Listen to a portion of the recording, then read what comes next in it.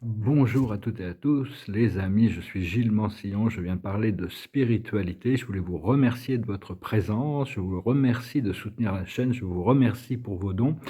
Je voulais parler de ce portail aujourd'hui, de quelques idées, dont le portail du 10-10. On a passé le portail du 9-9 qui est vraiment une complétion, et il va y avoir vraiment une activation, ce 10-10 là qui arrive, et ça sera vraiment encore plus ancré le 11-11 pour cumuler au 21 décembre 2024 au solstice, et là, il va y avoir vraiment un bousculement qui va être complet et total. On a complété un cycle de 12 ans depuis notre entrée dans l'âge du Verseau, le 21 décembre 2012.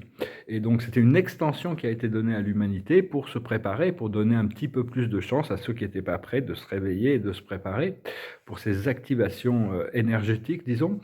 Et parce que tout est basé sur une base 12 dans l'univers. Il faut comprendre, nous, on travaille sur des bases 10 ici, mais l'univers est basé sur une base 12, le 13 étant le pont vers quelque chose de nouveau. 12 mois, 12 heures sur les montres, 12 signes dans l'astrologie, on est dans une matrice de 12 dimensions, on est en train d'activer un système de 12 chakras. L'ancien chakra était basé sur les 7 chakras inférieurs, chakras internes. Là, on va rentrer dans le spectre de 12 fréquences de lumière. Donc, il y a vraiment cette activation qui se prépare. J'espère que vous ressentez cette transformation, parce que je comprends que c'est très très difficile. On a été conditionné à une réalité purement mentale qui est basée sur l'extérieur. Toute notre vie, on a été éduqué pour prendre conscience que la vie, elle est réglée par notre mental, ce qui est vrai, mais basée sur l'extérieur. C'est très difficile, donc ça peut être complexe, pas difficile, mais ça prend du temps pour accepter une vie qui est connectée au cœur dans des ressentis et qui est basée sur l'intérieur. Donc, c'est vraiment, il faut développer le courage, la patience et la persévérance. Parce qu'au début, ça demande beaucoup de foi, beaucoup de persévérance, de stamina pour continuer à cultiver cette connexion, appeler la source constamment. Et éventuellement, il y a des percées qui se font. On s'en rend pas toujours très bien compte parce que c'est très graduel, mais on commence à connecter avec le monde invisible. Moi, personnellement, je suis là pour vous rappeler votre connexion avec la source. Enfin, pas besoin de... Mais si, il y en a besoin quand même d'essayer d'être un interprète pour certaines des idées du monde spirituel. Comprendre que Dieu, c'est l'être le plus patient de l'univers. Parce que pour lui, la cause et l'effet, le temps n'existe pas. Donc il connaît déjà toutes les causes et les effets. Et il se sert aussi bien de toutes les choses pour éduquer les âmes. Mais c'est aussi un être extrêmement discret. Au paradis, il garde ses secrets, même pour la communauté du paradis, sur le futur des développements de l'univers. Il y a énormément de spéculations dans les philosophes paradisiaques sur certains aspects du futur. Enfin bon, toutes ces choses se révèlent à nous. On a une présence je suis, qui est un esprit pré-personnel, un guide, un ministère, ça s'appelle l'ajusteur de pensée ou le moniteur de mystère. La présence je suis sont des êtres divins, éternels, paradisiaques, qui ont un potentiel suprême, ultime et absolu, infini. Et donc ils possèdent toute la sagesse du Père créateur, de la première source et centre, et ils viennent devenir le ministère de l'esprit des mortels. Il y a une chose assez intéressante, c'est que bon, quand ils arrivent, ils sont vierges. C'est leur première mission et ça leur prend quand même, ils apprennent à travers l'expérience, mais à chaque fois qu'ils font une mission sur une planète, ils sont jamais appelés dans leur deuxième, troisième, quatrième, ils vont toujours sur des planètes différentes, jusqu'au moment où un ajusteur, une présence je suis a bien fait toute son expérience, il vient avec une âme qui éventuellement crée cette fusion éternelle, avec une âme personnelle. Eux sont des êtres pré-personnels. Et donc on a cette collective, cette présence je suis qui est collective. On salue, c'est notre présence collective. Je salue votre présence. Quand on dit namasté, c'est la présence du divin en moi, salue la présence du divin en vous. Et on doit coopérer avec cette présence, pour mais cette présence, elle n'interférera jamais tant que elle ne vient que si elle sait, au début, ils savent quand les âmes s'incarnent, dans les 3 premières années de notre vie, on est amené à faire des choix. Et si une âme n'est pas encore au niveau d'être capable de faire un choix moral, la présence je suis ne s'implique pas. Il y a un ange gardien qui supervise pour 10 personnes, alors que quand on a une conscience morale, chacun a son ange gardien et sa présence. Mais il y a des êtres qui ne sont pas encore au niveau d'être capables de distinguer, de faire des choix qui sont moraux. Et donc, on doit atteindre assez de conscience pour pouvoir, des qualités divines pour pouvoir éventuellement se rapprocher et petit à petit, cette présence «Je suis» prend plus d'importance dans notre vie. Enfin, Dieu, c'est vraiment un livre ouvert, hein. La vérité a toujours été là, elle n'est jamais cachée. Dieu n'est pas joué, enfin, on pourrait penser qu'il joue à cache-cache parce qu'il y a l'ego qui interfère et l'esprit critique et tout ça, mais la vérité se révèle à nous dès qu'on est prêt à la recevoir, hein. Recevoir une information, on l'obtient. Et, mais ça peut aussi venir de nos guides, ça peut venir du monde spirituel. Les mondes spirituels a aussi, nos guides ont aussi le pouvoir d'intervenir entre nous et la source. Des fois, on a du mal à communiquer nos vraies, Dieu sait nos vraies intentions, mais nos guides et les présences spirituelles arrivent à arranger quand même les choses à l'intérieur de la loi divine.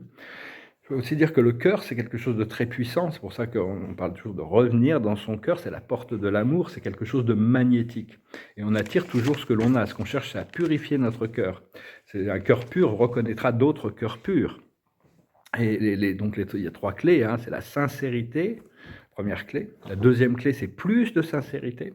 Et la troisième clé, c'est encore plus de sincérité. C'est pas toujours facile, c'est une danse, hein. Puis des fois, on doit quand même gérer toute notre astrologie natale. Et notre astrologie, moi, c'est des fois, je peux arriver à trouver, à rejeter la culpabilité de mes échecs sur mon astrologie en me disant, surtout au niveau sentimental, dire que j'ai une lune en scorpion, ce qui fait que j'ai tendance à créer des sabotages sur ma vie sentimentale pour... par impatience ou quoi que ce soit, hein. Mais enfin bon, ça fait partie du programme, ça fait partie du procédé. On a choisi ces empreintes astrologiques. Quand on est né, on a été imprimé d'énergie céleste. C'est pour ça qu'on a choisi ce moment, cet endroit. Et donc, au plus on comprend notre astrologie natale, au plus on peut comprendre les filtres de la conscience, les leçons qu'on a besoin d'apprendre et les forces que l'on a ici-bas. Comprendre que tous les jours, il faut se répéter, tous les jours, je deviens meilleur de toutes les manières possibles, hein. Je m'améliore, je progresse, sans chercher, sans se juger si on n'atteint pas la perfection, mais continuer à faire des petits pas en avant quand même, progresser, apprendre à lâcher prise sur certaines choses, apprendre à renforcer, chercher dans nos faiblesses pour chercher des forces dans la faiblesse, à chercher le courage à l'intérieur de la peur. Toutes ces choses sont très importantes. Je vais tirer quelques cartes avec la cache. La carte de la cache aujourd'hui, c'est les relations karmiques. Moi, j'ai souffert depuis 1 an, mais vraiment, c'est très complexe, toutes ces choses de relations karmiques. J'arrive pas encore trop à comprendre. C'est vraiment très intense, hein. Je ne peux même pas en parler. Et puis, les gens penseraient que je suis complètement fou, alors que ça vient pas du tout de l'ego. Tout ce qui m'arrive, tout ce que je dois gérer internellement, c'est par rapport à mon âme et mon esprit. Et c'est vraiment c'est mon ego qui est un peu en résistance par rapport à tout ça. Mais comprendre que toutes les expériences toutes les expériences sont là pour nous apprendre des choses. Ici, c'est le monde, parce que Dieu avait toute la connaissance à l'origine. Seulement, il a besoin d'avoir l'expérience des choses. Et donc, à travers l'univers, il prend l'expérience des choses qui, petit à petit, il se réaligne vers le vrai, le beau, le bien. Et donc, cette expérience nous apprend généralement à dire oui aux choses, hein. Il faut dire oui. Mais il faut aussi apprendre à dire non pour les choses pour les expériences que l'on a dépassées. C'est-à-dire que souvent, on peut dire oui à des choses parce qu'on a peur de dire non, et des fois, on dit non aux choses parce qu'on a peur de dire oui. Donc, il faut apprendre à dire oui aux choses qui peuvent nous faire peur, mais qui nous font sortir de notre zone de confort pour pouvoir avancer vers cette expérience, et apprendre à dire non aux choses qui nous retiennent quand même. Donc, c'est vraiment tout un procédé, hein. Voilà, j'espère que ce message aura été intéressant pour vous. Je vais retirer quelques cartes pour la journée. Le message de l'oracle. L'oracle de la sagesse, ça s'appelle. L'observateur de la journée, c'est les âmes sœurs. C'est très mystérieux. L'esprit n'arrête pas de me parler de mariage, mais bon, vu que je suis quand même très célibataire, c'est très bizarre. Et puis il y a toutes sortes d'âmes, de jeunes femmes qui viennent à moi. Donc, je sais pas, c'est assez mystérieux. La plus haute sagesse, c'est la croisée des chemins. C'est vraiment le tournant, hein. On se prépare vraiment pour un tournant, parce que la vie, c'est un éternel recommencement. Mais il y a des tournants dans la vie, il y a des choses qui font basculer les choses. Donc des fois, il faut choisir, on va à droite, on va à gauche. Si on va dans la mauvaise direction, on s'en aperçoit vite et on peut toujours corriger le tir. Ce qu'il faut comprendre, c'est le miracle, la bénédiction, quelque chose qui dépasse notre entendement, qui vient de Dieu, qui vient de la source, c'est une sorte de beaucoup mieux que tout ce qu'on a pu imaginer. l'esprit me révèle des choses. La nuit, je suis très, très sollicité. Aussi bien, je dois faire face à des choses très, très difficiles à gérer, mais je reçois des choses extrêmement merveilleuses. Donc, il faut vraiment continuer à cultiver ce sens de votre connexion. Moi, je peux pas, tout le monde doit faire son propre voyage, tout le monde doit faire son propre chemin et essayer de rester léger sur le programme. Ce qu'il faut faire, c'est l'observateur, c'est rester neutre. C'est pas toujours facile d'être complètement neutre dans toutes les situations, de rester cette divine neutralité. Et l'aboutissant, c'est encore rien ne vaut son chez-soi. On va arriver dans cette situation où on va se sentir complètement chez nous sur Terre. C'est-à-dire que pendant très longtemps, on avait l'impression, vu qu'on vient d'autres dimensions, beaucoup de lumière, que la Terre, on ne pouvait pas être fonctionnel dans un système aussi malsain et dysfonctionnel. Tout n'est pas malsain, bien sûr. Il faut arriver à voir. Mais bon, il y a beaucoup de choses sombres qui se révèlent et on avait été conditionné à devoir survivre dans un système qui n'était pas vraiment fait pour le plus haut bien de tous. Alors que maintenant, on reprend nos pouvoirs et on va pouvoir recréer une réalité collective qui va permettre de sentir cette libération. Donc voilà, les amis, je vais chanter une petite chanson. Là, je ne savais pas trop, je vais entendre une chanson. J'ai pris un pinot au hasard. Je ne voulais pas être trop mélancolique dans mes chansons. J'en avais une dans la tête, mais elle était vraiment trop mélancolique. Alors, je vais chanter celle-là, c'est plus optimiste. C'est une chanson, encore une fois, de Serge Gainsbourg, qui s'appelle L'eau à la bouche.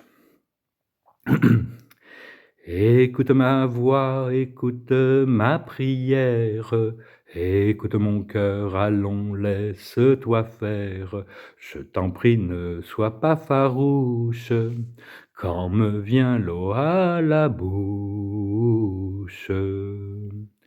Je te veux confiante, je te sens captive, je te veux docile, je te sens craintive. Je t'en prie, ne sois pas farouche, quand me vient l'eau à la bouche. Laisse-toi au gré du courant, porter dans le lit du torrent, et dans le mien, si tu veux bien. Quittons la rive, partons à la dérive, je te prendrai doucement et sans contrainte, de quoi tu peur, allons, n'aie nulle crainte, je t'en prie, ne sois pas farouche, quand me vient l'eau à la bouche.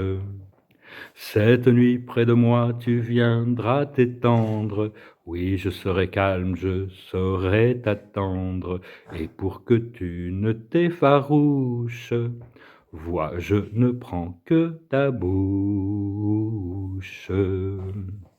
La musique de Gainsbourg est toujours un peu érotique, toujours un peu. Moi j'aime beaucoup. Je trouve que c'est quelqu'un de très créatif, très libre, toujours un peu provocateur. C'était vraiment l'agent provocateur. Donc voilà. Donc je vais retirer quelques cartes. Il y en a une qui est à l'envers. Ah, c'est la famille. La famille est à l'envers. Voilà. On va essayer de la remettre à l'endroit. L'observateur de la journée, c'est l'intuition. Continuez à écouter votre intuition, lire les signes de la vie. L'intuition, c'est la voix de l'âme. La plus haute sagesse, c'est la communication. Il faut essayer de communiquer, d'être clair, d'être honnête, d'être transparent dans sa communication, de comprendre, de recevoir les communications aussi bien que d'y aller. Ce que l'on doit comprendre, c'est la droiture, rester droit, rester honnête, rester sage, avoir un peu rester à l'intérieur du cadre de notre divinité. Ce qu'il faut faire, c'est la réparation, c'est ce qu'on me dit toujours, la réparation avec cette connexion d'âme, très très difficile. J'ai beaucoup de mal, j'ai dû casser hier, j'en pouvais plus, elle m'a brisé le cœur 100 fois depuis un an qu'on se connaît. Et j'ai l'impression de parler à un mur des fois. Mais enfin bon, on doit accepter. Et l'aboutissant, ça va être la clairvoyance. Toujours des choses nouvelles se révèlent petit à petit, au fur et à mesure que l'on reste dans l'esprit de réceptivité. Dans la journée, on a toute cette activité créative, mais la nuit, c'est le temps pour le repos, la méditation, l'introspection, le calme, la paix, la contemplation, pouvoir recevoir les informations de l'âme et gérer toutes les énergies qui passent à travers nous. Voilà les amis, j'espère que ce message aura été intéressant pour vous. Je vous remercie infiniment de votre présence, je vous remercie de soutenir la chaîne, je vous remercie pour vos dons et je vous souhaite une excellente journée. À bientôt.